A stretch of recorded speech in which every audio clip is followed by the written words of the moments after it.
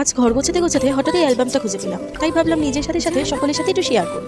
আসলে অ্যালবামটা তৈরি করেছিলাম প্রায় 2 বছর আগে।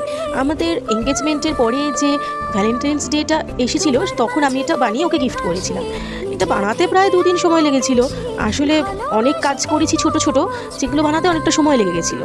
কিছু গানের লাইন্স, ছোট ছোট কলকা আর আমাদের ফটো, এই দিয়ে আমি এই অ্যালবামটা পুরোটা রেডি করেছি। ফটো তুলতে আমি বরাবরই ভালোবাসি, তাই স্পেশাল ডেগুলোর ফটো আমার মোবাইলের গ্যালারিতে সবসময়ই থাকে।